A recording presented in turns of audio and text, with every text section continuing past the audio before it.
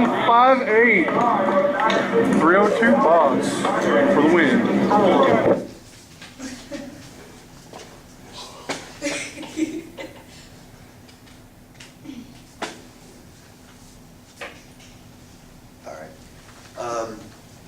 Today, my presentation will be over the Ford Mustang Boss 302.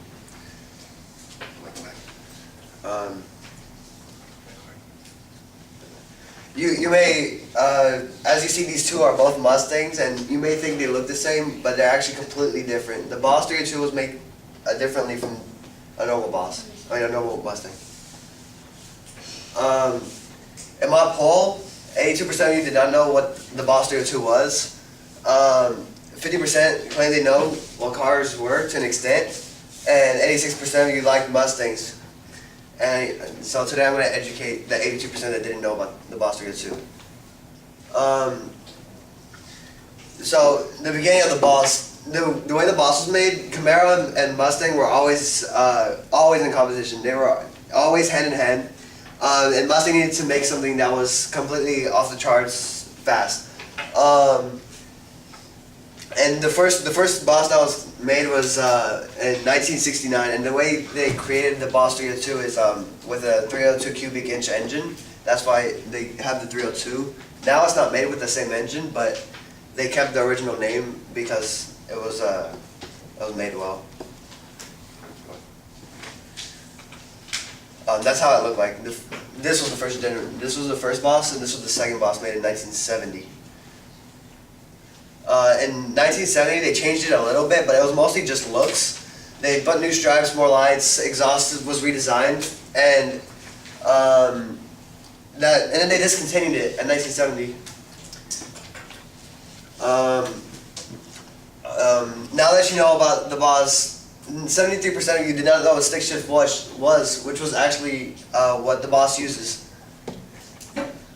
Stick shift is this. It has 6 gears and a reverse, depending on which stick shift you have. It has 3 pedals. This is the brake, this is the gas, just like automatic, but the difference is there's a clutch. And the clutch opens up the gears, and it disconnects. When you push down the clutch, it disconnects the work from the engine from the wheels, and that's when you can shift. Why people choose manual transmission over automatic? It's better for racing. If you have the ability to downshift, that's a lot better for you. And with a stick shift, you have a better launch if you're going from a stop. But it is used less and less nowadays because of automatic and paddle shifters. There are better ways of going from point A to point B. If you're driving on a daily basis, manual transmission is usually not something you want unless you're a car freak or something. It's a forgotten skill. I mean, it was made in early 1900s, and people are still using it today, but it's used less and less. According to How Stuff Works, manual transmission, it was an article. They say that manual transmission by probably around 2050 will be completely forgotten. And the second generation, which is 2012, which is this one, the same stripes as the 1969 to 2013, same stripes as the 1970. Keep going. The 2012 was a bit different. It was a 5-liter V8 versus a 4.9-liter V8 from 1969. It has a lot more horsepower. It has 440 horsepower. It's a 6-speed manual versus a 4-speed manual for the 1969. It has cloth seats. It didn't come with leather seats. It wasn't a luxury car.